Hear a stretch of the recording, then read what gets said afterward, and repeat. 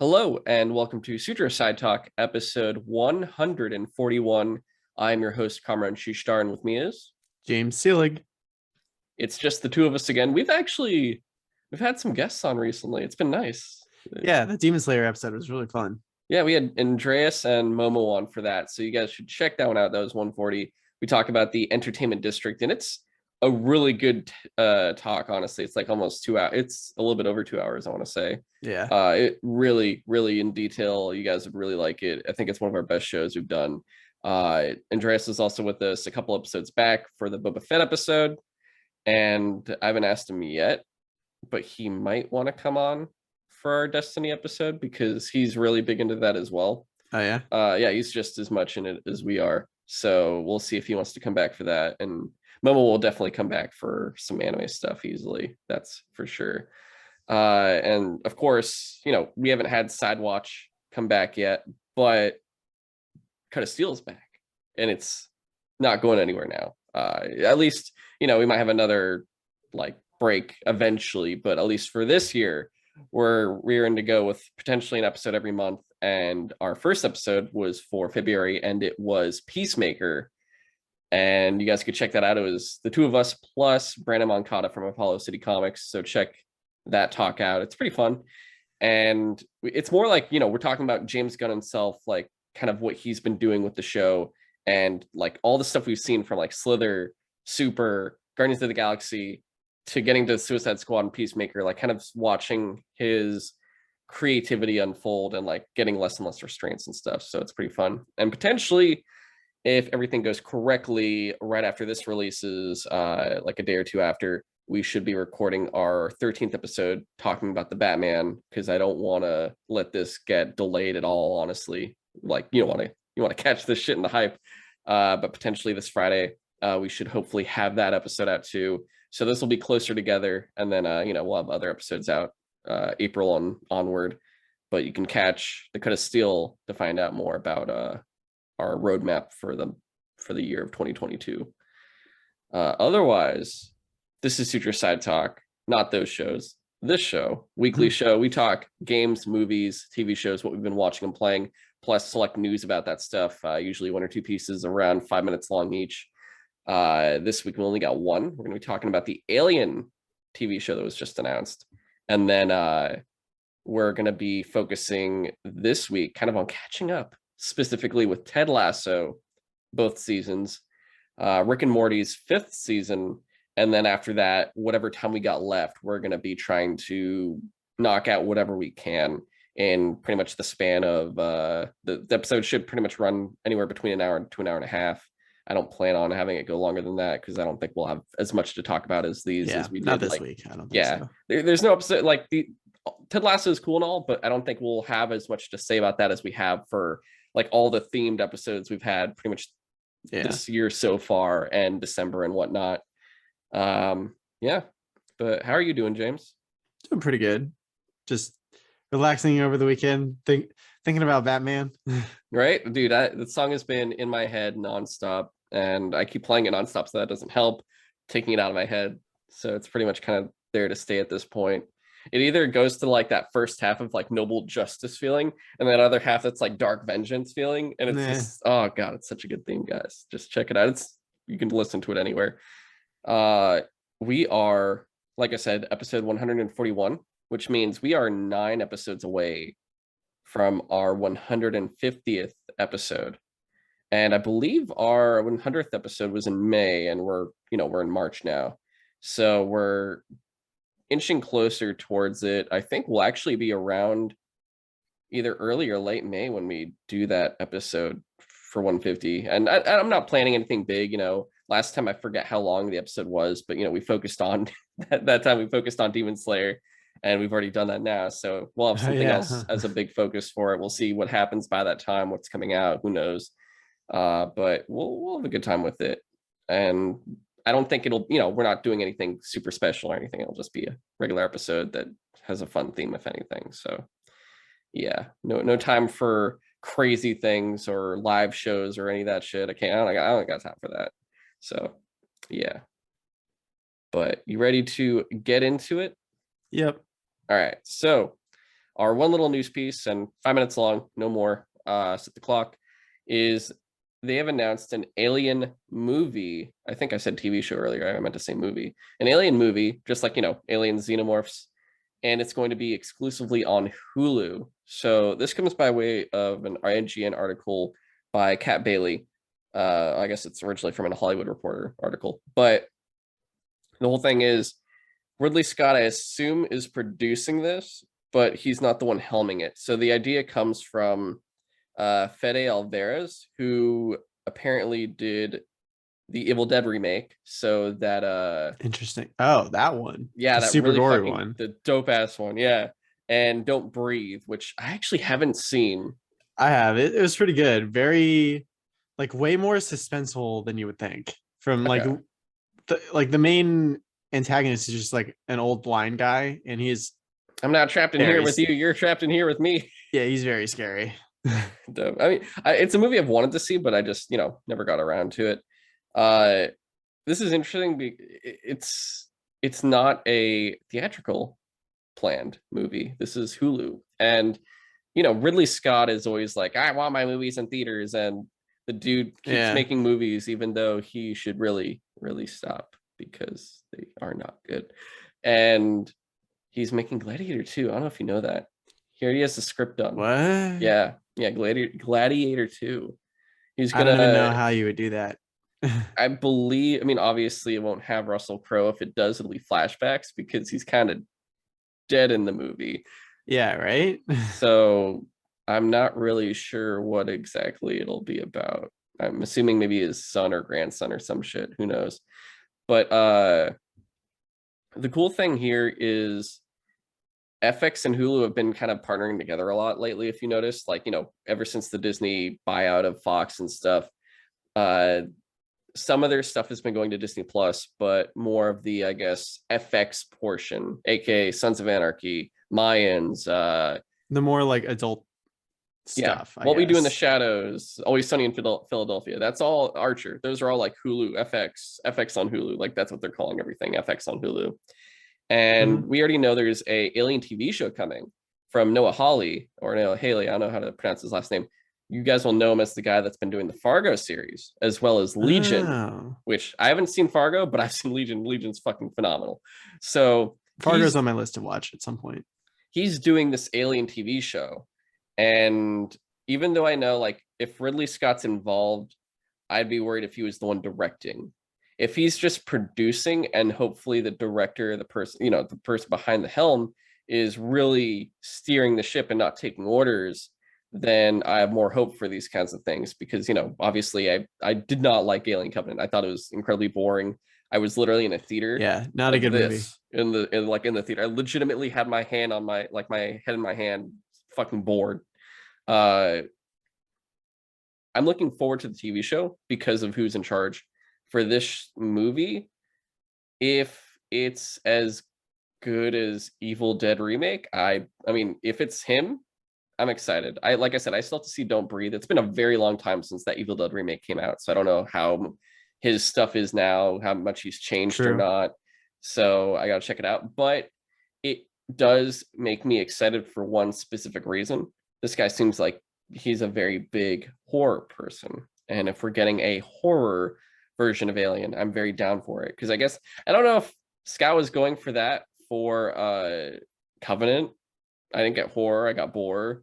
Well, it's just like for a movie that they wanted to, it seemed like they wanted it to make really high IQ points or whatever, or like have like a message to it or whatever. A lot of the characters are. Oh yeah, you froze for like 2 seconds There we go. there. Okay, yeah, my computer went like completely frozen for a second. But yeah, basically what I was saying was like uh it's just the characters in that movie were just really really dumb. Like, why would you even step foot on an alien planet without like an environmental suit? Like the neomorph should have never even happened. But that's just like one of many problems. But my favorite part was when the neomorph comes out and he looks at the main character and he just looks at her and says, "I know kung fu," and I'm like, wow, it's fucking amazing. I wish it did that. That would have been great. Or they're on the ship and the main character looks, and there's a xenomorph right there, and it's like Alan, Oh Alan. my And she god, that would have been wakes so funny. that was dope as fuck. That would have been great. I just wanted Jurassic Park 3 of Alien. Actually, that would be really fun. Now that I think about it, they're stranded on a planet. They're running, and there is maybe a specific or multiple xenomorphs that have been stalking them the entire time, and they're like kind of getting picked off over time. That would actually be a fun movie concept. Oh yeah. Holy shit! But yeah, I guess not to Ridley get Scott, too hire me. Let me do this. not to get too distracted by like how bad Covenant was or how what it should have been. Like, yeah, just having the idea of the people in charge that did the Evil Dead, the last Evil Dead movie, doing an Aliens movie is very intriguing to me, because one of the things that really stuck with me about that Evil Dead movie was just how like detailed and gross the gore was in it. Like, my threshold is pretty high, but it got me pretty good. So there's even piss. So I could see like the people that did that do the xenomorphs some true justice. Like they could do some gnarly shit, and it will make me very sick. Is that like cool sick or sick or both? A little both, I guess. It's like, you're like, oh no. I'll be like, whoa, that's so cool. Gross. My stomach, no. My popcorn, I just ate it. Yeah, no, for sure. But we'll see what happens with it. I think obviously we'll get the TV show way before the movie. I'm pretty sure the show comes either this year or next year. Actually, we'll probably be seeing a trailer for it. Is the show also going to Hulu? Yeah, it's FX and Hulu, so it should appear on the FX TV show. I mean, TV channel, as well as Hulu, probably same day. Like that's kind of. I stopped watching, like, let's say Minds and Always Sunny on FX, and I've just been pretty much like watching it on Hulu instead, just because of the ad free. More convenient. Yeah, pretty much. But that's it for the news. That one little thing, and on to what we wanted to talk about, which was Ted Lasso. And James, I appreciate your patience here. You've waited for me for quite some time to finally watch this, and I did both seasons. And I realized when I told people, I'm like, yo, I watched the show. A lot of them were like, oh, I've never seen it. And it didn't occur to me why. And I guess it was also why I didn't yet, because I never had the service yet. It's an Apple TV Plus exclusive, which do I need to see the plus part? Is that I'll just say Apple TV is probably technically, because it's like the device itself is called the Apple TV, and I don't know. The plus is like the service, and it's like, okay, all right, fucking play. Everything's a plus now. Disney, Paramount, Apple. I want a minus. Someone minus me. Give me a minus somewhere. But yeah. Ooh, maybe that's what Disney will call the subscription service with ads. Disney minus. Actually could work. Actually could work. I would like that little, like, it would be quirky, but I like it. Anyway, the show itself, I gotta say, like, because before I watched it, all these Emmys announcements are coming out, and they're like, yo, the show's getting all these Emmys both seasons. It's fantastic. It's all this shit. And I'm like, what the fuck is this show about? And someone's like, yeah, it's about a guy that coached like a college football team, and he goes to coach a British Premier League soccer team. And I'm like, okay. It's funny because like the main plot of the show is not why most people like it. Yeah. And then you watch it and you're like, this show's fucking amazing. Holy shit. I was floored by how good this show is, because they actually do exactly what people tell you it's about. You're like, why you like it so much? And they're like, it's so upbeat and positive. It's so wholesome. You feel good about it. And I'm like, what the hell is that? TV doesn't do that. And then I watch it, I'm like, oh, this is nice. This is very sweet. It also uplifted. Just does a good job of like character development too. Oh, very much so. I wasn't exactly sure how deep they were going to get, and it feels like, as these episodes go, as these seasons go, it keeps branching out more and more, or at least they maybe not as much, but they'll at least dedicate an episode to a specific Yeah, person, like maybe. each character, each player on the team generally has like at least some side story that they cover at some point. Yeah, and it's one of those things where you watch any type of show, cop drama, whatever, and it's someone that's part of a group, but you don't know everyone in that group. And they're like gather around, and in 2 episodes maybe you might see different people there because you're like, oh well, even though they're in the group, they're probably just an extra, and you don't actually know who that is. You don't know their name, you don't know anything about them. And all of a sudden here, you're like, oh, I know this guy. I know that guy. That's the goalie Zorro. That's the Dutch guy who fucking just says everything just nonchalantly, whether it's like good or Yeah. bad. He's like, I did good. Yeah, you did not. You performed below expectations. And you're like, what the fuck, dude? It's very enjoyable. And what's funny? It reminds me of one other show because the person that helped create this show also made this other show, which is called Scrubs. And Oh, interesting. yeah, Bill Lawrence, one of the writers on it, was the creator of Scrubs, and he did a very cool thing where a lot of the doctors on his set were extras that would have full reoccurrences and had names.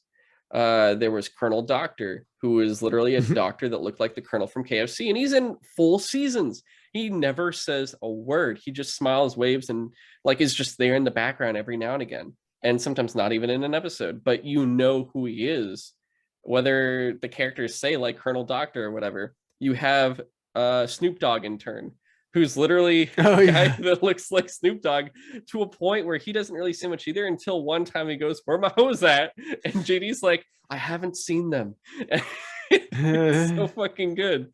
Like you get a beat on like who these people are, and you get that even more perfected in this show with those characters like Zorro, like the Dutch guy, I forget his name, but like you know who he is. Even like the dudes in the pub that like both Those give three shit. guys, Yeah, they like give shit to Ted for being a terrible coach, but they're like white guy. he's such a nice guy though that it's like, oh hi Ted, you suck though. Every time the bartender woman that owns the bar, or like the tall black dude that's always with them, who's like Yeah, completely nice, and he was like, "Oh hey, how you doing?" And it's just like, yeah. don't be nice to him. It's like, "Oh sorry," and he's always like shocked and surprised. Like they all, even that fucking old guy that passes him every day out in the street, and he's like, "White guy." Yeah. It's so fucking good. They all have, like, you get it. They put this world to life and you believe every second of it because it's down to earth. It's very like believable. Everything happens like something normally would, and it's amazing. All of it's done so securely. And these episodes are, how long are these episodes? They're like what? Uh, Like I forget, are they 40-minute episodes or like 30-minute Honestly, it's episodes? been a while since I watched it. Let me look it up on Apple TV real Okay. quick. And you look at these episode lengths, and each episode has a full, like, they get what they need done. And just like each episode, like I'm going back and comparing it to Scrubs again, but Scrubs did a full thing where each episode had some moral or some Yeah, issue, they're about lesson. 45 minutes. 45 minutes? Okay. Like you watch Scrubs and there's maybe some theme of jealousy or rage or something, honestly, an emotion or an issue, just anything. And you see different versions. They'll do like, oh, here's Dr. Cox, here's JD's, here's Elliot's, and each one has their different version, and each one has their own surrounding people with it, just having seeing like the effects on the other characters as well going through it. And by the end, they either fix it or fall further into it that gets fixed maybe in another episode, but like you feel that point being made, and they do that in Ted Lasso as well. And I've really appreciated the way they pulled it off, whether it's been like watching Ted go through his divorce and Yeah. trying to deal with that and learning about his whole, like, I guess starting up like talking about Ted. Holy shit, what an upbeat guy I for a very fucked up past. well, he was basically like, I mean, I love the show for many reasons, but he was definitely the one that won me over, which is ironic because that's kind of like a running theme in the show, is that like he is so kind and just upbeat all the time that everyone can't help but like him. Even the people that are like trying to hate him end up being good friends with him eventually. Like the setup for the show, which is an interesting twist in the beginning, and granted they throw it out like pretty quickly, but the reason why I forget his boss's name. Rebecca. Yeah, the reason why Rebecca, who owns the football team, like hired an American like football coach to coach a British soccer team football. Like she like has been she put it out to the press that like, oh, I just think that he is exactly what we need for our team. And in the background, she's like, oh no, I want him to fail because my ex-husband loves this team and I just want to like piss him off. And this is like the worst idea I could think of to, like what this guy can't possibly do well or whatever. Yeah. And so she's rooting for him to fail. And because of that, she doesn't want to get to like him or anything because, you don't want to be intentionally fucking over a friend like that. You would rather keep that person at arm's length, I guess. And just like he keeps trying to make friends with everyone around him, and the one thing he does for her is he makes her like a little box of cookies every morning. Biscuits, James. Biscuits. They're biscuits. And it's just like I love that thing that he keeps leaving them, and she tries not to like engage with it initially, and just eventually she just tries them, and she's like, oh my god, these are the best biscuits I've ever had. And she tries to get like Higgins to try to like recreate them and like he tries to find out where they were from, what store, and it turns out he was making them himself. Which the reveal was very good because that was when she moves Jamie Tart away from the team. And he's so angry, and he's like, I hope these are bad. And he's like, what am I saying? They're the best batch yet. I perfected them. I finally perfected the recipe. And she finds out that he makes them himself every day for her, like specifically for her. Yeah, just so he has an excuse to say hi to the boss and try to be like friends. Yeah.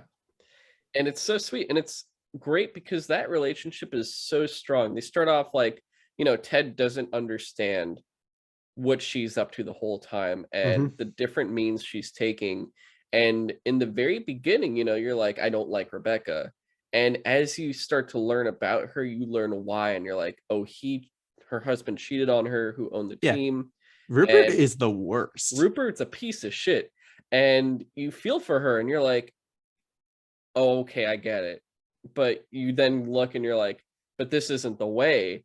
And over time, that's the great thing about this show is the growth and the development of each character, even Ted's, where you watch them turn from like someone who like that's the cool thing. You think like, I'm going to hate Rebecca this whole time. You hate her for probably 1.5 episodes. Yeah. And then after that, you're more just getting frustrated. You're happy seeing her, and then you just get frustrated with her because she could do better. Because she does, like, someone does something nice with her, she does something nice for someone else, and then the next minute she goes to Higgins and is like, all right, this is how I'm gonna fuck him up next. And you're like, oh, Rebecca, please don't do this, we love you. And one of my favorite episodes early on was like the episode where the guy from the Independent, the reporter, followed him. The Independent, he followed him for like a day, and he's just like, he started out the day going like, oh, this American buffoon, like I'm gonna totally tear him to shreds in my article, and like there's nothing I'm gonna like about this guy. And by the end of the day, he's just like, this guy is like such a good person. Like I don't think he's gonna do well here, but he says in his article, it's like Ted is just the kind of person that you can't help but like and root for, despite like the reality of like what he's probably not going to win, but you want him to. And and that's like his relationship with so many people in this series. You watch. The cool thing about Ted, before you really get into his character himself, is he wins almost everybody over. Even Roy Kent. That's the thing. Over time, you're watching the players being like, the fuck are you? Who are you? Like, why are you here? And one by one, starting with Roy, they all fall in line and start listening to him and pretty much become completely loyal to him. to the point where, like, he does the fucking movie nights for the boys, and he's like, oh, Yeah. we're gonna watch Iron Giant, and they're like, oh my god. And you watch, by the end of the first season, Rebecca is won over by him, Hmm. and like, you see that full 180, and it's so much, I don't know, it's such a good feeling, I guess, to say it It's simply. wholesome. It's very wholesome, because you think, like, how many, like, when I was watching it, and I already know there's 2 seasons, and I'm in the first season, and I'm like, how long will this last? I don't think I can imagine Rebecca hating, like, trying to fuck this up for 2 seasons long, and it doesn't even No, last the they're full like first season. good friends by the end of the first season. And by the second season, there's all these new developments, and you feel like there's growth, and they're just trying to do something completely different, and you're like, oh, this is great. And, like, Rebecca no longer does this, and now she is a complete 100%. You love her, you have no issues with her, because she's doing everything right. Like, she's great with the team, great with the people, to, more or less, much more with certain other teammates. But Yeah, no, it's like adorable every time she sticks her head out of her office and she's like, "Hey Ted, I need to talk to you," and like the entire team's like, "Hey Rebecca." it's It's so good. adorable. And I think, like, besides her, the other big, I guess, like, antagonist to Ted was Jamie Tart. And Hmm. to the point where he works enough with Jamie, because Jamie's one of those I am the team people. He Yeah, doesn't care he about is the anybody else. superstar. Yeah. And ironically, I think out of everyone, the first person that sides with him is Keely, of all people. I think Um, so. Well, he was dating her in the beginning. no, I meant for Ted. Oh, I see. First person to side with Ted was Keely, because she got to know him first, and she's like, "Oh, this Yeah, guy's actually really nice." But I with love Keely. yeah, Jamie, he, you find out all of his issues. Each person, when you see something's wrong with somebody, it's a great moral, because, in normal humanity, you meet someone, and you see maybe they're mean, or they're self-centered, or something, you don't like them, and your first instinct is to go, fuck this guy, I don't want to Like, deal with oh, this they're just a person. dick. Yeah, piece of shit, I don't want to work with you, I don't want to know you, which is unfortunately a very kind of way society's been going, more so, tribalism becoming bigger and bigger, and more like, you're either with us or with them bullshit. But, like, in this, it's like, hey, why don't you find out why they're like Yeah, this, and like when you find become. out like why Jamie is the way he is, it's like it's tragic. Yeah, his father was horrible to him, is horrible to him still, just like Rebecca's husband was a piece of shit cheater, and he was just bad to her in general, and he's still just as bad to her. Like, he does all these weird slide tricks just to fuck with her and have a smile on his face while he does it, acting like he's a good guy. Yeah, Where Jamie, he's very self-centered and stuff, because the way his father treated him. And when you finally find it out, like, he gets taken away and sent to another team, and eventually, you have the stupid season, the fucking, like, reality show, and it's like, oh you're my god, out, that and was he's like, so oh funny. no. But, like, he comes back to the team, and of course, you get that interaction. The entire team hates him, just like a regular society would to, like, Yeah, someone that, like, is like him. it's like, And oh, you left because you were like too big for us, stuff like that. yeah, and but they were also angry because he fucking took them out of the Also premiere. that, They, yeah, they for sure. lost, like, their level, but he earns it back. He earns his place with them, starting with, Yeah, like, Sam's boycott of the oil, that airline, yeah, and he also is shown why he's like that when his father comes into the dude, room. that scene when his dad straight up like is verbally and like physically abusing him in Yeah, front of it, like his own team, and like the fact that Roy stepped up and was like, "Get the fuck out of here," and like gave Jamie a hug. Like that was such a like heartwarming scene it was because amazing. like the entire show, like Roy hates Jamie, and Yeah, for him to be like, "Oh, I see why he's such a shit now." Like and everyone does. It's like it's the not whole 100% team gets his it. fault, and it's just like, damn, like I get you now. Like Yeah, that was such a good moment. it's so good. And then, like, you understand it, and you're like, okay, Roy is obviously, well, I guess let's finish up Ted first. But, like, Sure. we see how Rebecca is, we see how Jamie is, and then for Ted, likable guy, lovable guy. Why are you like this? And you find out, like, through it with the I forget what the psychiatrist's name was. Yeah, I liked her. She was great. Um, I'm looking at really Dr. Sharon Fieldstone something. Fieldstone, played by Fieldstone. Sarah Niles. Yeah, she is like the antithesis of Ted, where he's Yeah, like vibrant, happy, and everything. She is like zero emotion. She's just like, that's great. and A bike with the fucking little bike thing. I thought it was interesting. Like the entire time, he's like, I do not understand psychiatry. I don't think it works, and I don't like not like he's trying to be as respectful as possible. He's like, I respect your career. It just doesn't make sense to me. So Yeah, he avoids her for the longest time. When even though it's like really obvious that he would benefit from talking from her or with her. yeah. And then he finally does, and you learn everything, and it's like, well, there's multiple things. The reason he doesn't trust psychiatrists is because, you know, him and his wife were trying to stay Yeah. together, and then the divorce happens, and the marriage counselor, who I guess, you know, is also a psychiatrist, is blaming Ted and not giving, like, you know, isn't giving him a chance to talk or explain or listen to what he thinks or anything else. You know, it's supposed to be like an equal thing. Yeah. And unfortunately, it's like one of those things where you let one instance represent an entire background, whether it's an Yeah. occupation or something else like that. And for Ted, it's like, you know, it's not good for him, but also you could see why he doesn't like that kind of thing. But it's also that fear of not knowing, because this is something he doesn't know about. This is something that's unknown, just like anyone else. It's that fear of the unknown, which is why people hate what they fear, or don't know, I guess, if that makes sense. But over time, you know, he finally, from his breakdowns, he has actual breakdowns and panic attacks. He finally goes and sees her, and you find out like his tragic past. His father commits suicide, and he's like, why'd he give up? Right. That's what it was. And through that, he breaks her barriers and starts trying to befriend her. And it's really fun seeing that happen while she's there, because she's not like a permanent character, and eventually she has her exit, but it's fun while she's there and like kind of doing all that stuff with all the other Yeah. players.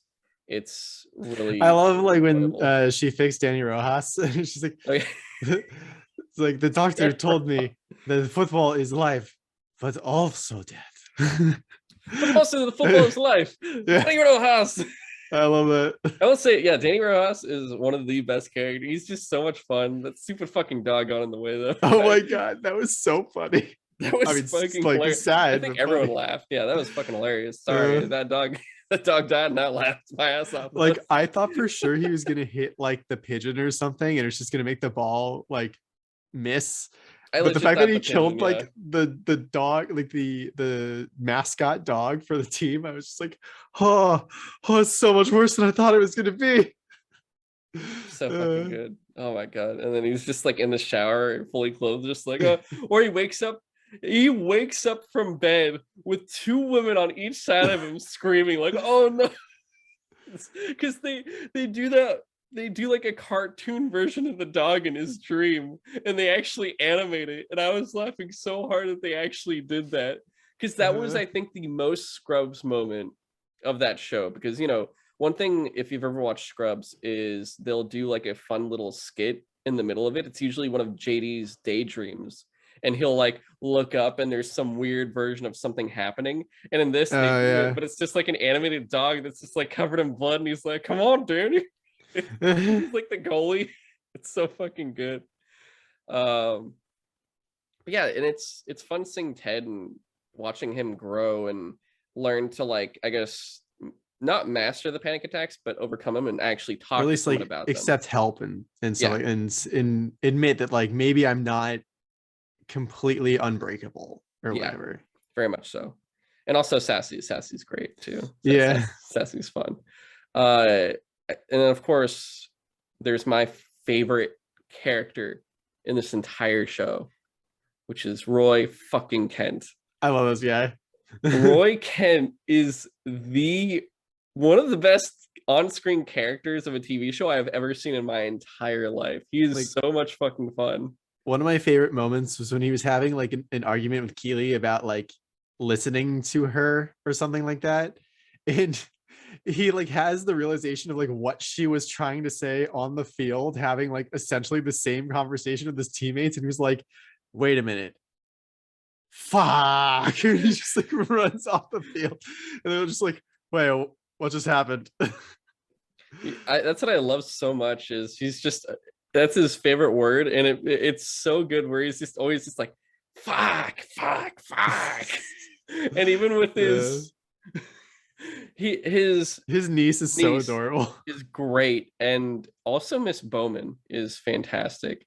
Like what a fun Yeah. teacher, and I love that was probably in the show one of my favorite interactions is the parent teacher conference where he shows up for his niece because her mom couldn't make it. She works at a hospital, Yeah. and it's like she's been saying all these things and everything, and he's like, what do you think she's getting it? And the It's like teacher looks at obviously him and from he's him. like, me? She's like smiling like, yeah, it's you. And he figures it out, and then she's like, I believe you can, improve and help her out. She looks up to you a lot. Please just remember that. And as they're going, she's like, can we get ice cream? And he's like, fuck no. And then he looks at the teacher and is like, F no. Oh, it's so so funny. so good. And oh Uh, my god, I love that. That's the power of this show. There's a character like Miss Bowman who has no anything really in the show. She's just like there as the teacher she's not even foil for Roy. She's like more of a foil for his niece. But every episode she's in there, I get like extra excited because I'm like, oh, she's actually ironically the most like Roy, but she's a teacher and she's able to like hone it because she's like, yeah, they are pricks sometimes, but whatever. yeah. Oh my god, it's so everything about Roy is just so good because it's one thing I've always said. I don't know if I've said it on the show. I'm pretty sure I have though, but it's a whole thing of I've always had a thing about like words are empty bullshit, just like everyone on Twitter going like thoughts and prayers and all this other bullshit, and they say all these nice things and all this stuff. And when it comes down to it, when you actually show actions of people doing something, a lot of them don't come up in that kind of thing. Or the fact that someone seems like they're not the nicest in terms of what they say to people, and then what they actually do is actually even better, and you're like, oh my god, these are really great people. They just don't say nice things, but they do amazing things. And Roy Kent is a shining example of that, where he says some of the most fucked up shit, or he just swears nonstop, or it seems like he does not care. But then when it comes down to it and it's just his actions, he is ironic, like he is more caring than any character. I'd say even more so Ted in the show, because Ted's great, but he's also a yes man in a lot of different ways, where Kinda. because he wants to be liked, whereas Roy doesn't care what people think about him for the most part. And he flat out tells like Rebecca, do you care about this guy? Because if you don't, he's not good enough for you. Don't waste your time with him. And things like that. Like, or when he does all that shit for his niece on Christmas, going door to door to find a dentist to help her. Yeah. All these different things are the things he does for Keely. Like, he is the best character there. He is the most caring character there. He's just hidden behind all the gruffness, all the anger and the visible hate. Where it's like when he's trying to get back into the soccer game, when he leaves being a pundit, and they're like, "You're not Roy Kent," and he's like, "For fuck's sake, oh, it is you!" Yeah.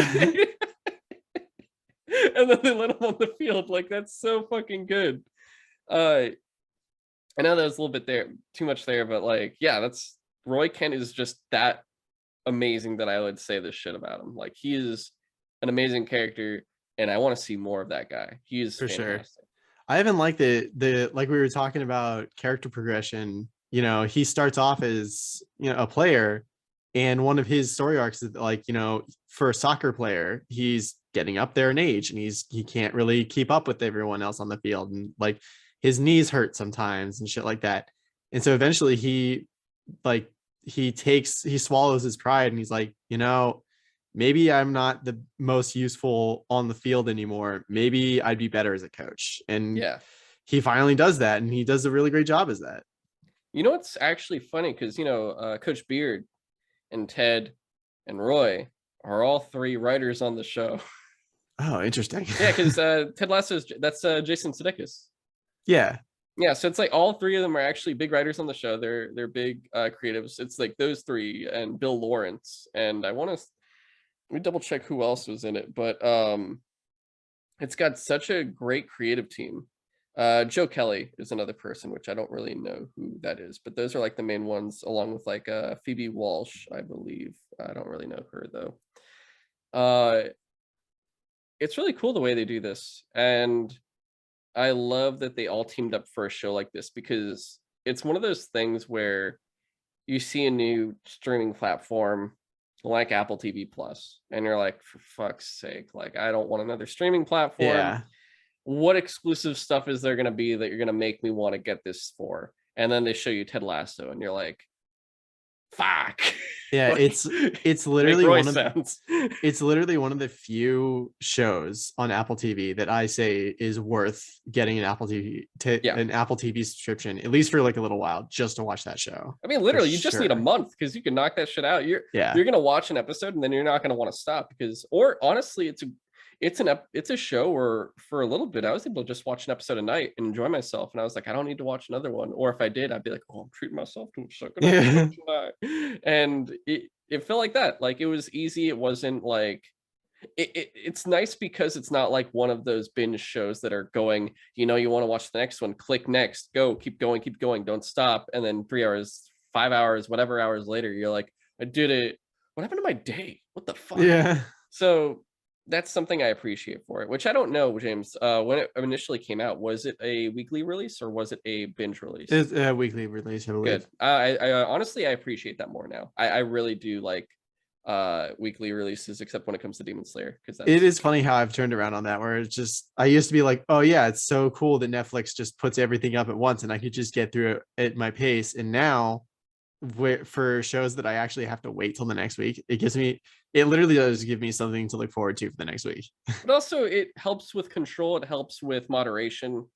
And I feel like at this True. point now, when you watch like a Netflix binge or a binge in general, I feel like Varys in season 8 of Game of Thrones, where remember when they come off of the ship when they're like shipwrecked and he's like coughing up on the ground, and it turns into a meme of just Varys like, like that's me after like a binge sometimes now, because I'm like, why did I do this? Why do I keep I clicking hate next myself. episode? Yeah, there's a little bit of that.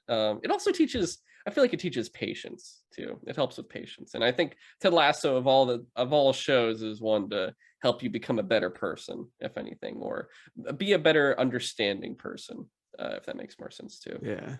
Um, other than that, like, there's great characters like Coach Beard, who has his own episode, and it's fully like what he did on the Yeah. night. His was weird. Like I thought it was gonna end like way dark, like he was gonna kill himself or something. Oh no, I didn't think that was gonna happen. But I was afraid the minute he's like, oh, I'm gonna walk home, because I remember him throwing out Jamie's dad, and I'm like, oh shit, this is gonna happen. And then he runs into that woman that steals pants, and there's like all these different side adventures he has until he finally gets his kind of crazy girlfriend, but he's also crazy. They're like crazy together, and it actually, I guess, works out. Like, it's a weird thing where you think, oh, they're gonna stop going out, and then it's like, oh, they did, oh, they didn't, oh, they did, oh, she's in this episode, I guess they're together.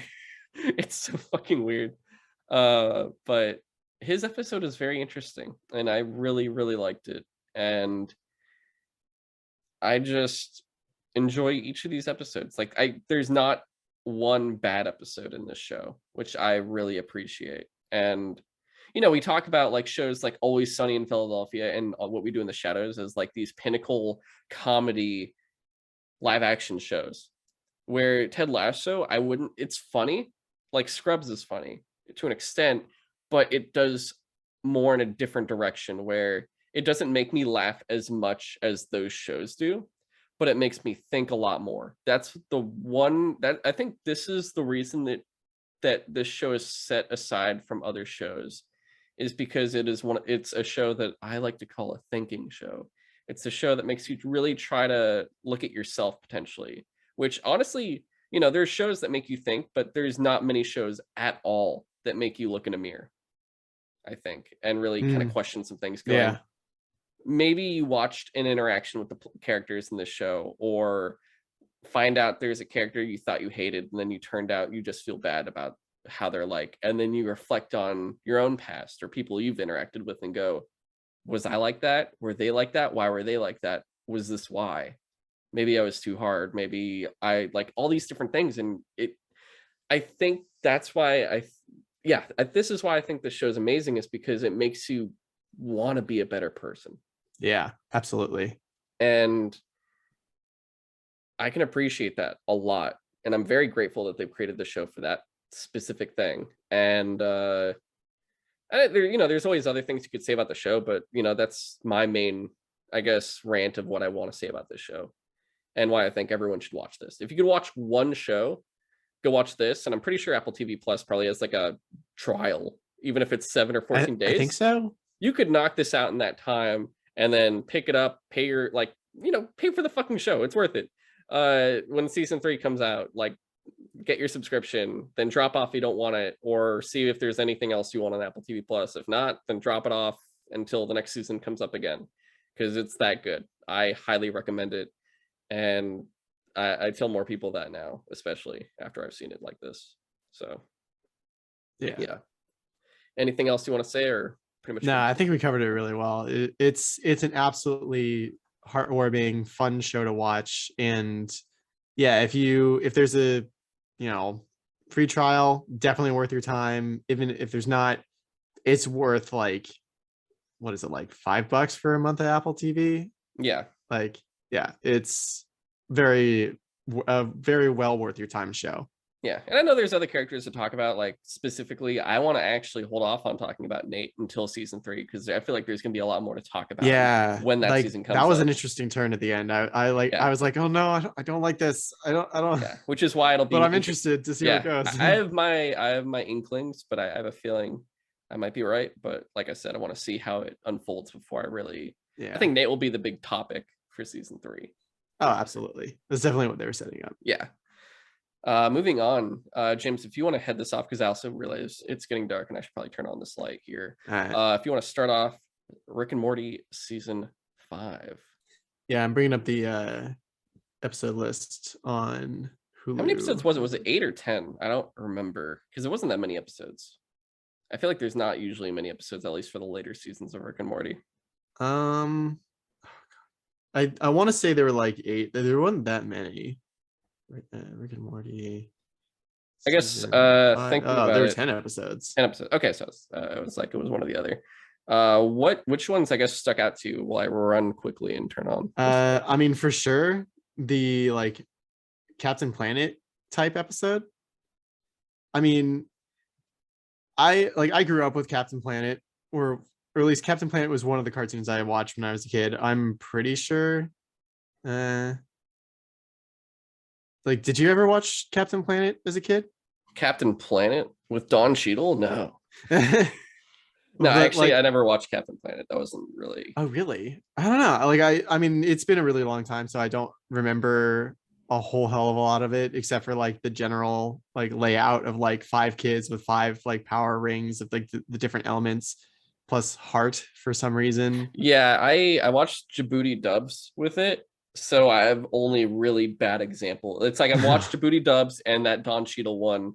So I have no good examples of that show. I just have the worst potentially. Anyway, I just thought it was really funny, the idea of like Morty falling in love with like the Captain Planet type character in this. Oh, it was the environmental girl, right? Yeah, who like saves people and shit. Oh god, I forget what her name was. But then the idea of like when the kids grow up and they're like, let's use this to make money somehow. Yeah. And they're basically just like keeping her as like a slave and like making appearances. And like she's still trying to save the planet, but like only when they let her and stuff like that. And just like, I love they try to kill Morty and he just like takes one of the rings like one by one until he has all 5 of them. And then it's like, you're free. We could do whatever we want now. And she turns like psycho evil and just starts like killing people. She's like, I'm saving the planet. These people are murdering the earth. Oh yeah, she starts killing all like the CEOs and execs and shit, right? Yeah, she turns like super evil and she just starts like killing like miners and stuff. And it's just like, listen, lady, we're just trying to live like day to day. We need a job. Like, it's not our fault that like, yeah, that the only jobs around here are coal. Or coal mining jobs, and she's just which is of course an actual Yeah, and it's like thing where that is a, people do hate minors, and they're and that's the just thing. like, dude, I don't have anything else to do. Yeah, and it's like that's the thing. It's like it's easy to say like we'll just move somewhere else, get a Yeah, different job. But it's like that's not often as that's easy not as it realistic, sounds. especially Like if you're not from an urban environment. yeah, and like if you don't have like a higher education, like there's not your options are they are limited. So Yeah, it's like I totally understand like how so many people could just be coal miners because it's like it pays the bills, but that doesn't mean that like Captain Planet should kill you for it. So that episode I really liked because I thought it was really interesting that it's like she was actually being held at bay by like the shitty like adult children or like the children that are now adults or whatever. I it don't know. was also, you could say too, it's their fault because of what they did. Maybe she wouldn't have been this bad if they didn't do Yeah, this, because they were that just like, they too. were just profiteering. Yeah, like maybe if they had let her, save the planet more frequent, like in an actual more frequent capacity over the years until it hadn't gotten so bad, maybe she wouldn't have to resort to such extreme measures. Yeah, But yeah, um, yeah, I mean, like the first episode was kind of funny, where it's like it that was the turns out, Namor one, right? yeah, it's Where like that dude comes essentially, in, he's just fucking everything. yeah, somehow somehow Rick's like greatest enemy is essentially Aquaman slash Namor. Like there's not really much to that episode. It's just like a funny, like It's just stupid. weird thing. Yeah. Yeah, the next episode was Mortiplicity, which I think Was that was that the the one one where he gets the watch or that was something? no, that was the one where there was like a bunch of different clones and like backups. And it's just like they Oh, and it keep was the dying. memory of like, was that the one where Morty gets the watch to keep kind of going back a little bit, and then No, that was in the last that season. was the last season? Oh Yeah. my god, this so confuses No, me. this was Okay. just like someone showed up and murdered the entire family, and then like another Rick somewhere got like a That notification on was his watch that's like, oh shit, someone killed the backups.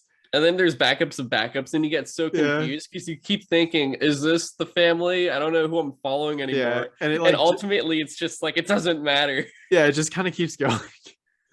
uh let's see, what was it? Rick Dependence Day? Oh yeah, Rick Dependence Day. Oh my god, is Spray. that the turkey one? Oh god, that was so funny. That was Like so fucking the just ridiculous. the basic setup of like Rick needs a pardon.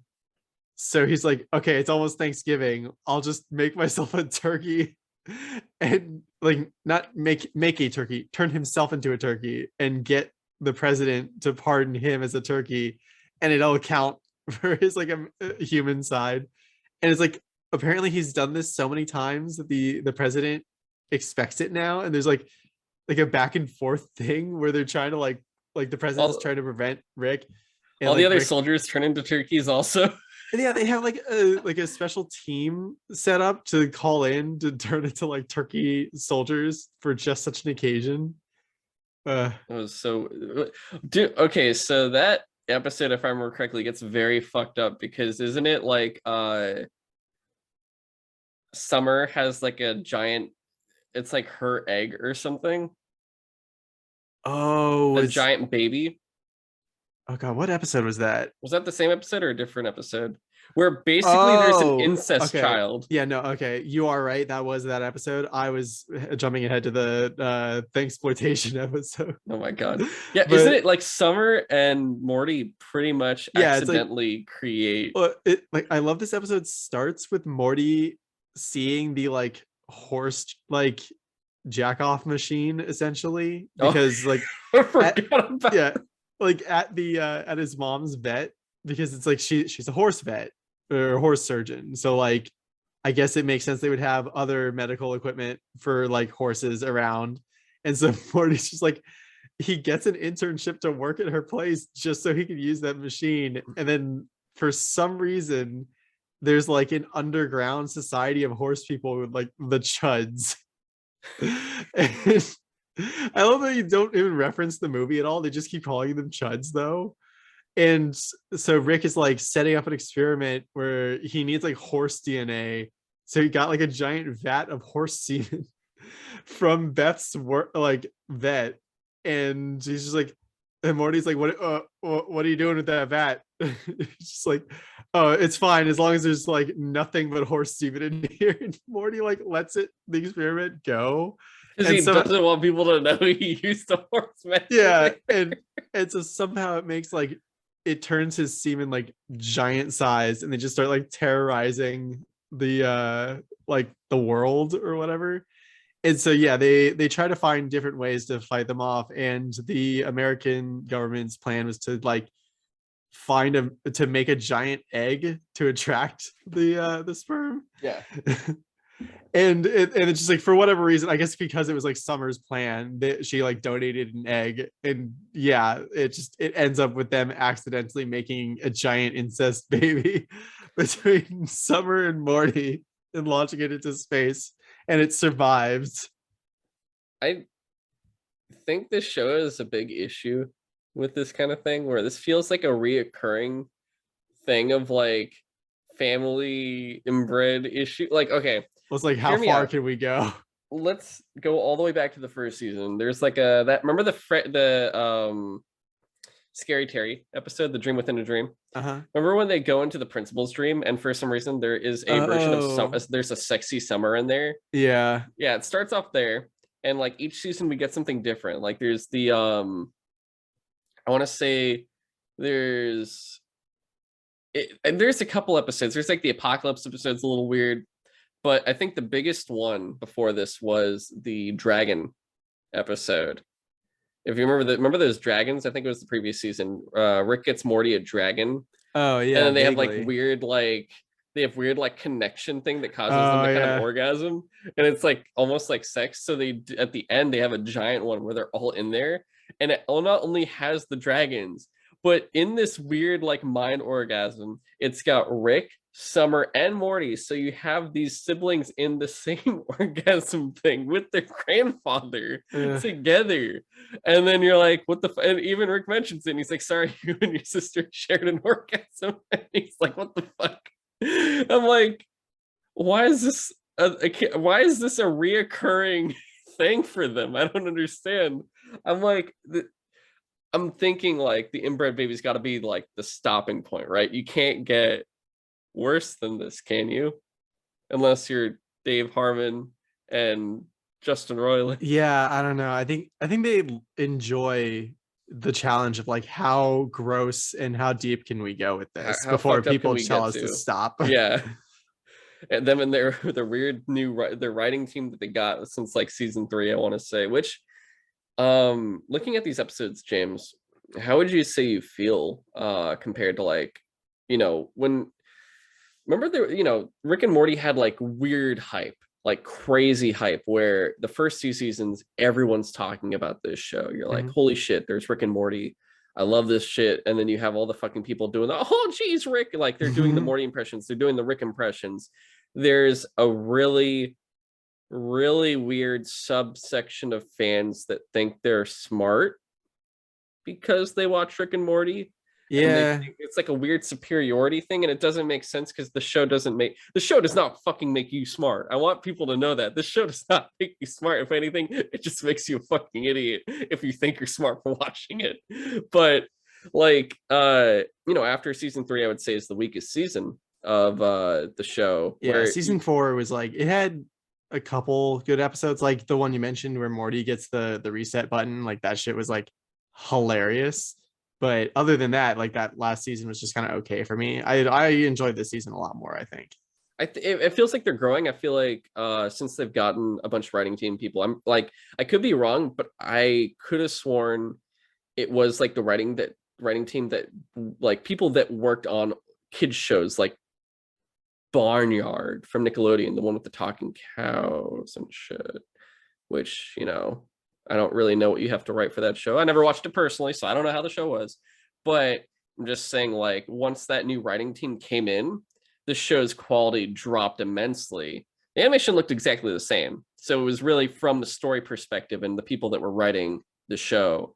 And at least we're seeing improvement, which, makes me feel good. But also, do you feel like Rick and Morty is still a hyped show, or is it just kind of a show that's there now? Yeah, I think I'd agree. It's not really like the phenomenon that the first two seasons were. And I think part of that was it like came out of nowhere, and people were like, "Yo, no, this new show on Adult Swim is like insane. You have to watch it." Yeah. And at this point, it's like some of the shock factor is gone, I guess. And Yeah. so it's still a fun show, but it's not like the cultural phenomenon that it was when it first started. Yeah. Like, You don't walk at this around point. going, hey, you should go watch this show now at this point. You know, it's Yeah. funny too. It's like that hype, you know, it backfired for some. Like Brandon, you know, our friend Brandon, who was on the Peacemaker episode of Cut of Steel, he straight up wouldn't watch it because so many people kept hyping it up and telling him to watch it. Really? You know how it does that sometimes, where if you get bothered by Yeah. its popularity and enough people like bothering you to watch it, that it turns That's you what off. it is for me. It's Yeah. like, it's weird. If I see that a lot of people are excited about something, I will get sucked into that hype, and that'll make me want to play something or watch something or read something like sooner rather than later. Like, I am so tempted to drop both Destiny and Horizon just to play Elden Ring, because James, don't give just George because people money. are going insane about Elden Don't Ring. do it. Don't give that railroad bastard your shit. Oh no, he'll get my money eventually. Yeah, I know he will. I know he's gonna get that fate is sealed. But I could put off that fate for now. But like, I definitely understand though, if someone tells me like, no, you have to play Elden Ring. It's the best. You don't understand. You have to play it. Like, if enough people tell me I have to do something, it immediately, for some reason, even though I was hyped for it before, it turns something fun into me off something immediately, because it makes it into work. Yeah, exactly. And I forget what, maybe it was, that might have, no, maybe Breaking Bad. Maybe that might have been Breaking Bad, but that's the weird thing. I did watch it. I was in the second season when I stopped, and I said, "This show, I don't like this show. It's not good." I mean, it's really good. I thought it was good, but you gotta keep going. I didn't like the characters. I hated every single character. Nah, that's fair. And that was my issue with the show. And it's like, I get why people like the show. I get why it's cool. I'm like, well, I assume Sopranos. I'm like, because eventually I want to watch Sopranos, and everyone says that's amazing.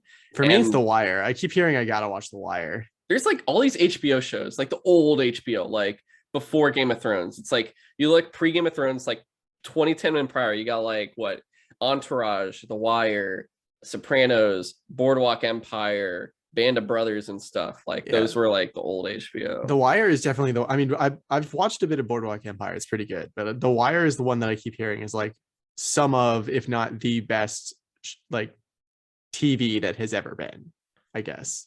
I think in the future, one day, maybe I'll watch Breaking Bad. I'll try it again, because also I think I've grown more perspective over time, or I can at least be more observant when watching it, if anything, so I can at least like give it more of a chance. But because I mean, I feel like, if anything, Ted Lasso has helped me grow as a person, understand why people do these things and what their motivations are.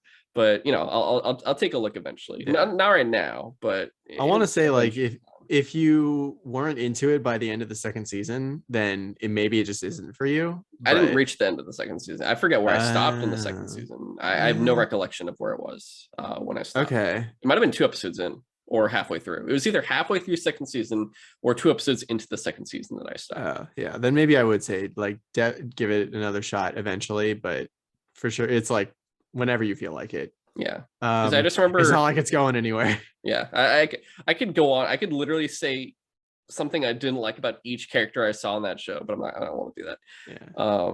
But anything else, Rick and Morty, you good? I mean, yeah, I don't want to recap like every single episode, I guess, but like, I definitely liked the Gotron episode.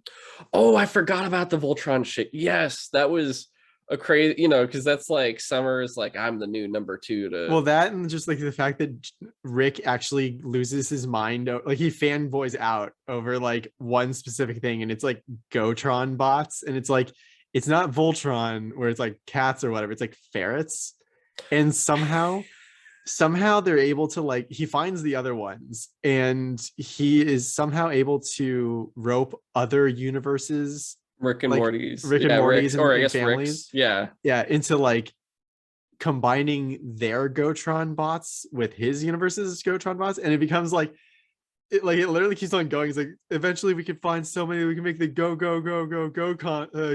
bot or whatever.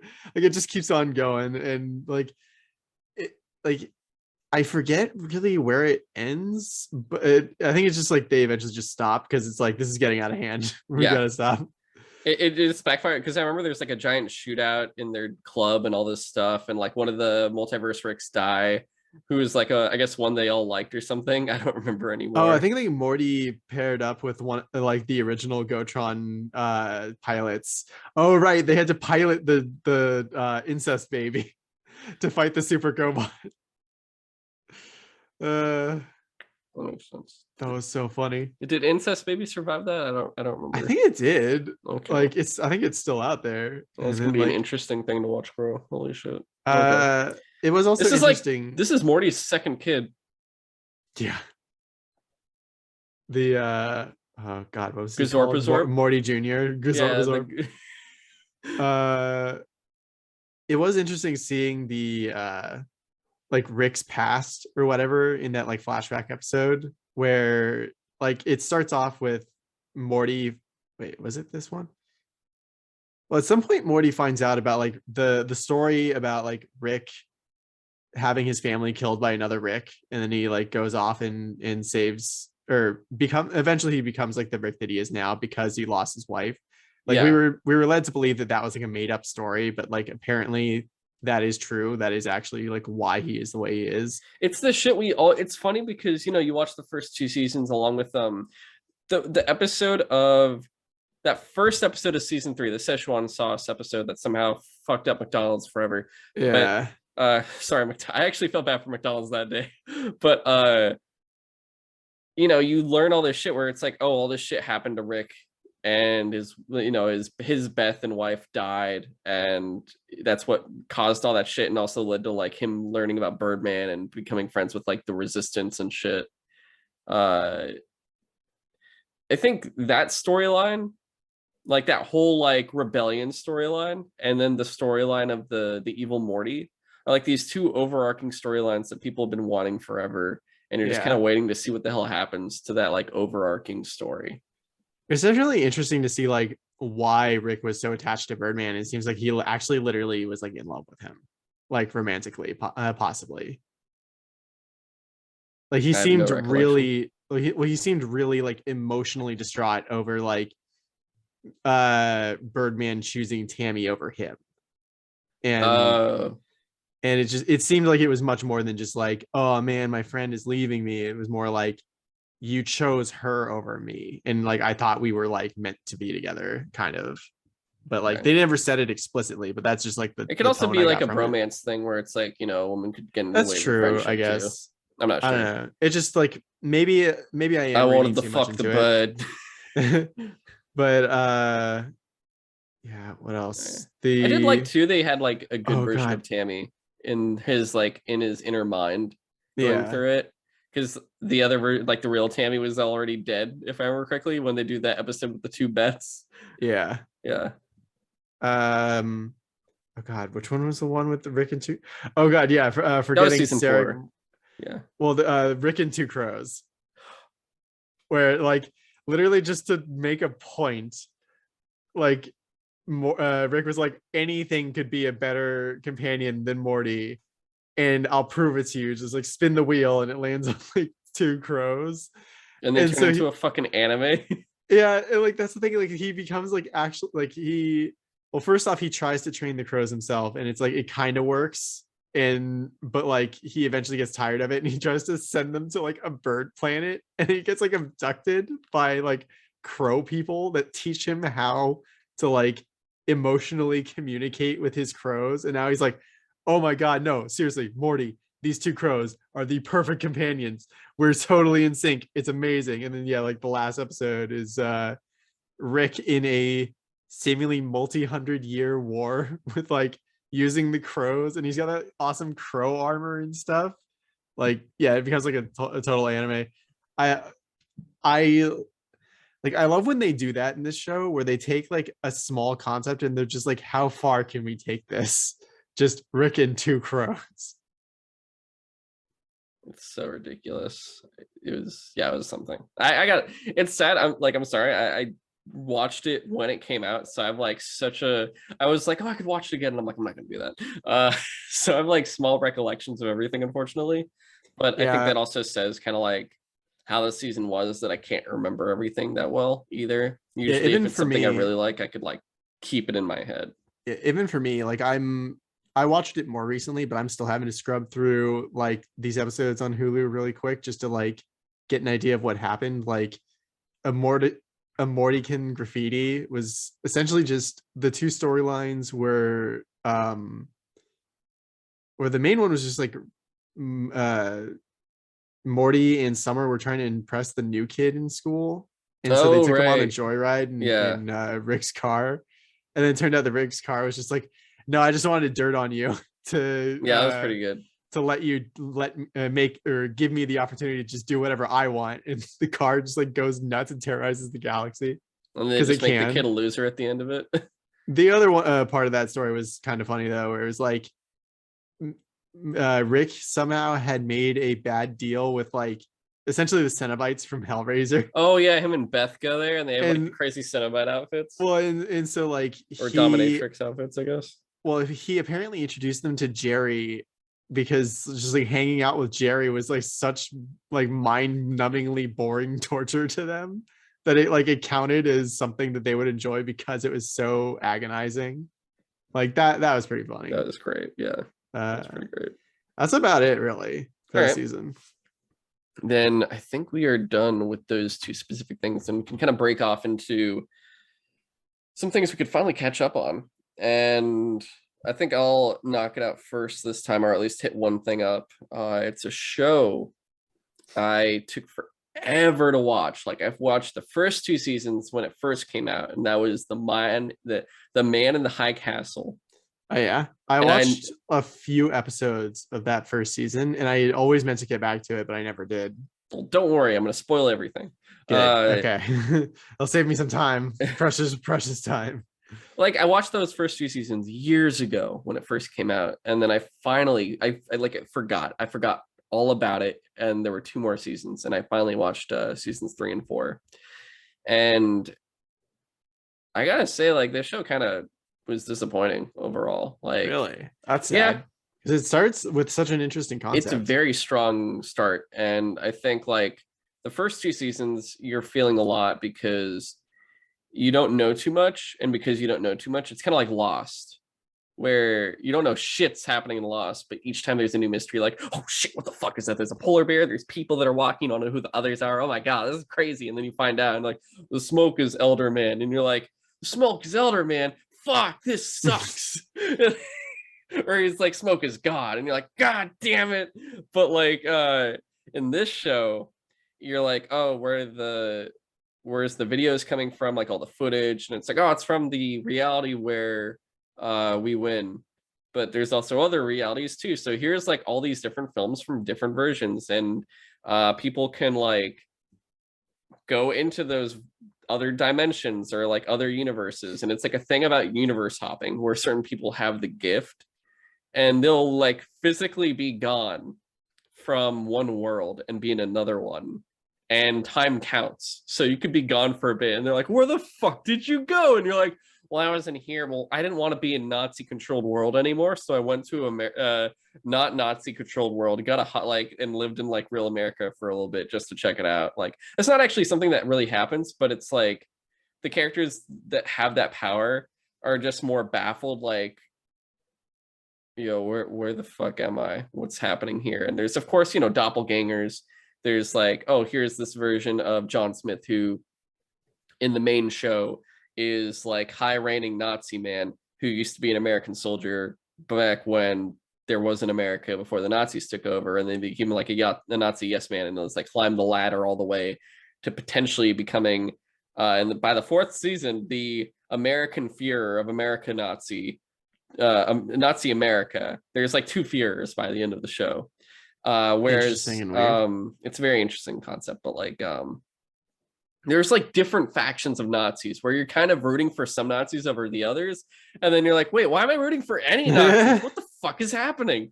And the other universe has like, oh, here's John Smith, American war veteran in regular real world like ours, and Vietnam's about to happen, and he doesn't want his son to go get sent to the war. And you're like, wow, okay, this is interesting. That's fine. And the difference is like your first two seasons is more trying to unravel everything. You have people traveling with these films that have like the Allies winning the war. Yeah, like And the Impossible films. yeah, and you know, Nazi Germany has half of America on the east side, and the Japanese Empire has like a smaller half of the western side, and like the central areas, like the no man's land or like neutral ground. I did find it interesting that like that Germany had to split the U.S. with Japan. Yeah, and like Germany also, you know, they have control over Europe, they have control over Africa. I believe Japan has Asia and South America, and I think not the Germans pretty much got rid of a majority of the black people on the planet. I'm not too sure. They do a whole thing. They do some fucked up shit. Yeah. To the point, like you go into American Germany or German America, and you're like, there's only white people here. There are only white people here. Whereas Japan is like, we let the Jews live, but I still will kill any of you if you do anything wrong. And you're like, gee, thanks. Yeah, great, guys, fuck. It's like much more of like hidden rebellion and mystery, and then you get to season 3 and 4, and you're into more of like you understand what's going on. Here's people that can like hop universes, and here's the guy that actually had the videotapes, but he's just the guy that kind of like put them all together. He's not anyone... Were they using like technology to hop universes? No, or some people naturally can just do it. They can hop universes. What? They'll take the films. Do they explain that shit? If they did, I don't remember. I was kind of okay. But they're just kind of like, oh, that's not good. I mean, it was fun, but I was just kind of like, I want this to be over. Like, I just wanted to get it over with at a certain point because it was interesting. That's not a good sign. But it was like, it took some time, and they start switching storylines up a little bit because you think like, oh, these characters are the main ones you're getting the stories from. And they switch some perspectives, bring in new characters by the 4th season. And you're just kind of like, well, okay. And it doesn't feel like too much is happening in some of them. It's more like you saw the main stuff of like potential battles and everything else, and now it's more of like the fallout of like, well, here's Smith's family, and this is how they feel because they left for a bit, went to the neutral zone, and got to listen to like jazz and black music, and it was like, wow, this is really cool. And then like the oldest daughter is like, hey dad, what happened to the black people? And it's like, oh, you know, we put them to work to do stuff. And it's like, what really happened? We killed them. And you're like, oh fuck, oh my god. And, yeah, you're like, oh, that's not good. And the daughter is like, I hate being here. And like her and the mom want to bounce. The younger daughter is like fully indoctrinated, where she's like, I'll report my own sister if need be. It's fine. Damn. Anything for the Reich. It's like America, they're like going after the next generation of Americans to make them full on like super Nazis. It's crazy. And you're like, Japan's better. Kind of, we gotta stop the Japanese though. They're also pretty fucking crazy. And because they're straight up just like, oh, we'll just chop people's heads off. We're gonna gas a family. Yeah, it's fine. It's all good. It's Japan.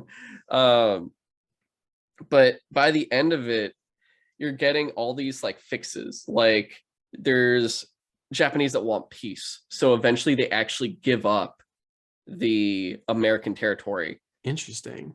Because like the black communist movement is like, you know, we blew up their fuel lines up and down the West Coast and stuff, and we want you gone and shit.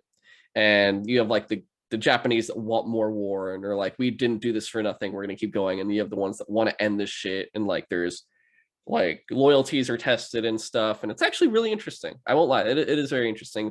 And by the end of it, it calms down, and like the main Japanese character you're kind of following, because one of the main Japanese characters that can actually hop dimensions is killed off screen and is not even in the 4th season. I think he had he switched to go to Lost in Space, I believe, to that show. Interesting and weird. And he was one of the main characters, so you're like, oh fuck, okay. And They he was didn't the best. just like He was recast the him. best character. No, it was Weird. I forget what his name was, but he played Shang Tsung in the Mortal Kombat movie, the older one. Oh, That has that meme, the meme was yeah. like, "Oh, you!" It's like him. Your soul is mine. Yes, that's him. He's fantastic. He plays this quiet. He's the guy with the glasses. Or wait, there's two, both main characters that are Japanese with glasses. Never mind, that doesn't help. Yeah, they kill him off screen. He's just like dead in a car, and you're just like, well, that was anticlimactic. Okay, that was potentially the best character. Like another guy that seems like a main. They kill like two other characters off in, I want to say, the third season that are pretty important, like Frank or Joe and Frank. Actually, I was like, was it Joe or Frank? And I'm like, no, wait, they both died. Never mind. Like Joe is the dude who was secretly a Nazi, and he gets killed by Jules, the main character, and Joe is the Jewish guy that like blows himself up in season 2 to stop the Japanese. He like goes into their headquarters and suicide bombs them, and then survives. And you're like, oh shit! And he's like doing this crazy art that people use as inspiration to rise up against the Japanese. And then they find him, and he just gets his head cut off. And I'm like, oh my god, fuck! And I'm like, well, we have no more Jewish characters now either. Shit. And I'm like, Frank and I forget the minister's name. It was like the foreign trade minister is the guy that plays Shang Tsung in Mortal Kombat. They're like my two favorite characters, and they both get killed off. And I'm like, all right, fine. I guess this is happening.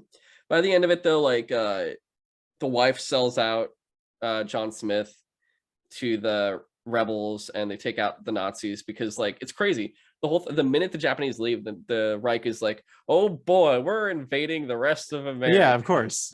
So this is gonna be fun. And it just kind of ends with a giant portal opening, and the people from like our world and shit are like normal people, because the Nazis have been building a portal that can artificially allow you to cross over, and they're like, we're going to potentially invade this other world and shit. But they get stopped, they all get killed. At least the American ones get overthrown. Like Smith gets betrayed by his wife, and they get blown up. The other Nazis in charge that are Americans are like, well shit, we used to be Americans, fuck this. They throw down their swastikas and stuff. Meanwhile, there's still like, Nazi Germany potentially, and they'll deal with that when they deal with that, I guess. But yeah, random people just start walking through the portal, like regular dressed people, like, oh, where are we? What's going on here? And they like, these rebels are just helping them through, like, yeah, we're all armed men, just come right through, average citizens. And you're like, interesting and weird. What the fuck is happening? I'm like, this is how and it just ends. And I'm like, I don't know what the fuck I just watched. I have no idea what it was like one of those weird endings that just end kind of stupidly. I mean, from what I understand, the show got canceled. So was it supposed to keep going, or was that definitely gonna just like the end of the show? I don't know. I tried to look it up, and it didn't kind of clear things up for me. I just kind of had more questions than anything. And I'm like, oh, I guess just read the book next time. I don't know. Is it based on a book? I think so. I think there's a book. So that's interesting. I'm interested in reading the book. Yeah, I feel like I'd be much more interested in reading the book. Yeah, but it was just weird. That's why I would say like it's funny going and watching the first 2 seasons and being like, this is a really fun show, and then watching the 3rd and 4th season and going, damn, maybe I would have liked it more if I kept up with it when it came out as it came out. But instead, I'm here and I'm just kind of watching it, going like, oh yes, finally tying this loose end, and I'm gonna bury it right after I'm done with it. Okay, cool. Like I just, yeah, it's weird because when you look at that show, that was the defining show of Amazon Prime Video, like of their original stuff. That was the first big show they had that was like, hey, you want to watch stuff on Prime Video exclusively? We have Man in the High Castle, Nazis won World War II, and them and the Japanese pretty much took over America. And you're like, oh my God, this is crazy. I can't believe they do something like this. And then you remember like D&D were like, we're going to do one where the Confederacy never lost the war. They didn't win, but like they're still Confederate states. And you're like, oh, that's also kind of interesting. But everyone else is like, fuck you and the place you came from. And you're like, oh, I guess, oh, it's only okay if you're a Nazi. All right, gotcha. All right, I see how it is here. I'm like, it's okay when one world where you're like, kill all the Jews, but everything else is like, no, this isn't allowed. It's fine. I'm like, God. But D&D made Game of Thrones, and that sucked ass. So it's good that show didn't come out. Yeah, maybe they're just bad writers. I don't know. I think so. Who knows? They're Netflix's problem now. They're making shit for them. Yeah. So. I'm not gonna be binging their shit. I can tell you that much for sure. But yeah, those Man in That Castle seasons 3 and 4. I know that's very all over the place, but I didn't really have anything specific to say about it. I was just kind of thinking of what I thought about it overall, of just like these random points and just how all over the place it was, I guess. Let's see how we're doing. Yeah, we got time for one more thing, James, if you want to knock something out. Yeah, I could knock out this one real quick just because it's like most recent in my mind, I guess. I watched Free Guy a couple weeks ago. Oh, and how is that? It's good. It's a fun movie. Like, I mean, I like Ryan Reynolds. He's a funny guy, and I like this concept. It's kind of, it's weird to say it's kind of like Toy Story, where it's like the idea of what if a video game character came to life, sort of. And it's deeper than that in this movie. Like, there's a reason for why Ryan Reynolds' character is like aware, or why he's even able to like break out of his loop and stuff like that. And it's cool, but it's just like, I guess my main problem with this movie is that it's made for an audience that has heard of video games and maybe plays some games from time to time, but has no idea how they're made or anything. Oh, it's one of those. Yeah. So like Taika Waititi plays the like head of the studio, and he's like the I want to say like the cool Zuckerberg type, like that stereotype of, kind of young dude, although Taika Waititi's not that young, but he like Lex Luthor playing basketball in BVS. Exactly that. Exactly that. Watch this movie. Where he's like, and Taika Waititi is hilarious, and all like the movie, and I feel like this is a very basic compliment that I tend to give movies, but like I'm usually pretty honest about it. It was well acted. Like Ryan Reynolds, funny. Like the female lead, I forget her character's name. She was great, and like Taika Waititi, he was hilarious. But it was just, for me, knowing how video games work in the background, like a little bit. Like, I'm not gonna say I'm a game dev. Like, I hate it when I see people on Twitter going like, it's so easy to fix a game, just do this or whatever. And it's like, it's so much more complicated than you think. Pressing the off switch. But the things I'm talking about are like, in the, like, one of the things that's happening in the movie is that like the company is trying to build Free City 2 or whatever it's called. Like, I honestly forget what the game was called, but they're making like a sequel to this one, and to the game that Ryan Reynolds lives in. And one of the things, it's like, oh, they're gonna release this game on Monday. We got like 2 more days to figure out, to find like the evidence that we're looking for this legal case in this game, because something to do about like code being stolen or whatever and used to build this game, which, I mean, that makes sense, sort of. Well, not really, because the code wasn't stolen. Okay, so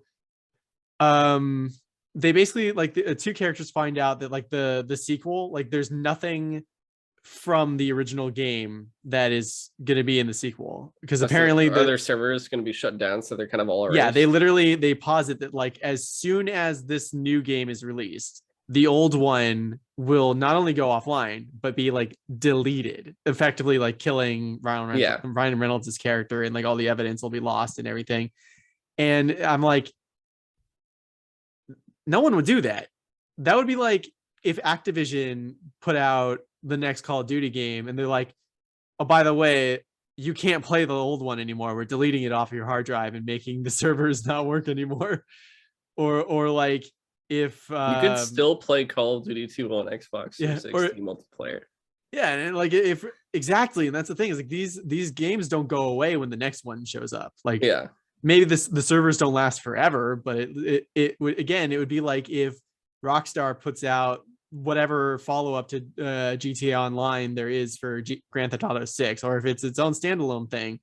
And they were like, starting tomorrow, you can't access any of the shit you bought in GTA Online, because just play the new one. Everything's gone. You can't even access it anymore.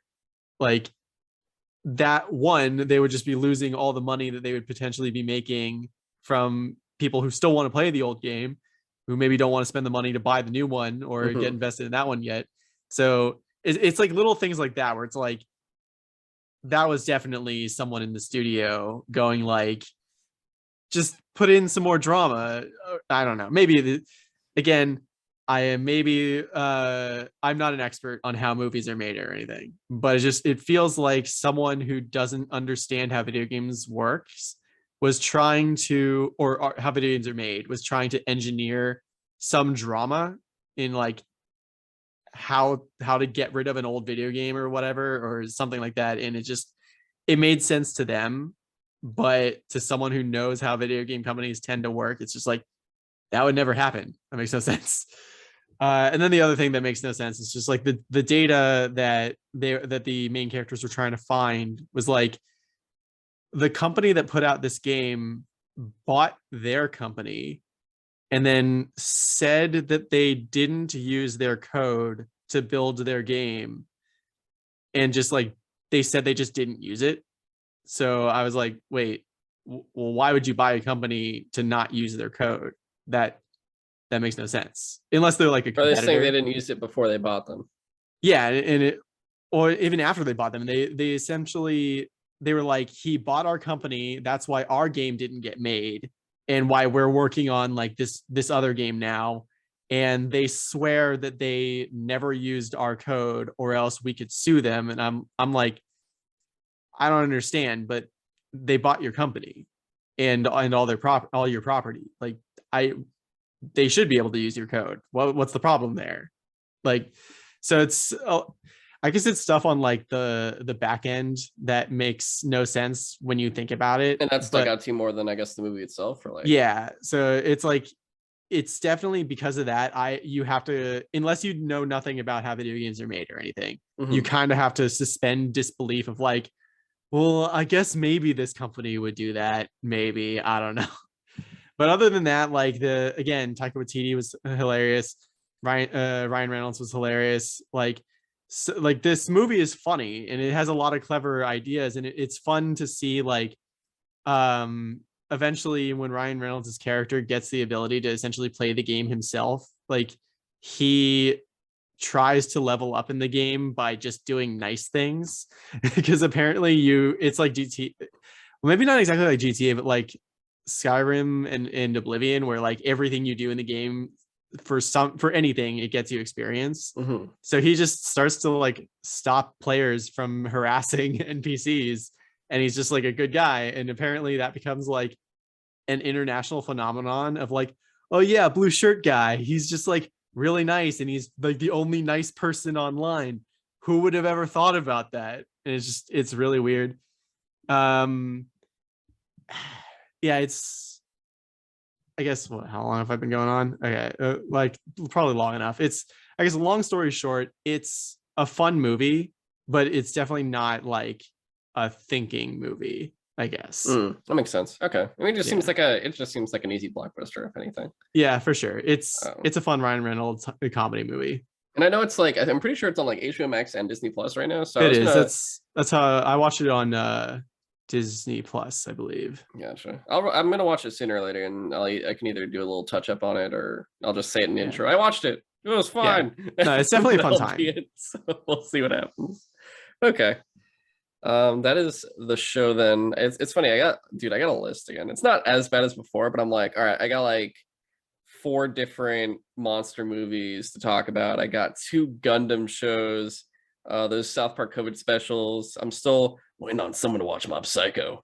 And then I'm building up a Gamera talk time, but that's when I actually watch all the Gamera movies. I don't want to like knock out one at a time.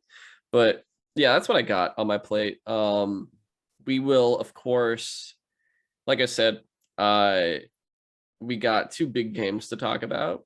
whether or not that'll be next week or not is to be determined. It would. I mean, I'm definitely close to finishing Destiny 2. I Or just- the Witch Queen Yeah, content. At I just least. want to get the raid in. If I can get the raid in, I think we'll be green light, good to go. Oh, you didn't try to do World's First? Fuck no, dude. So many people in my clan were doing it, and I got like 3 requests to do it. One of them by name were like going, "Hey, can you come and do this? I know you're not doing it right now. Come and play." And I'm like, I could do that, or I can get some pinnacles done with my hunter and then finish the legendary campaign with my warlock for my second run through, because I know for sure I can do those. Whereas I could be spending that entire day on this raid and not get it done. So I feel like being in-game productive right now, and so I did that instead. And then I'm going to be a complete parasite, and when enough potentially this week or next week jump in with them and be like, all right, so show me how this raid works. It's gonna be great. That's what I have. It's gonna be fun. But thanks for doing the legwork. Pretty much. God, I would have done it, but I was not in a good headspace for it. I was not feeling it. Like, I like the idea of like figuring out how to do those raids on your own, but it's also like that shit takes all day. Yeah, because it's complicated. And so, like, as much as I like the idea of doing that myself with like a team doing it fresh.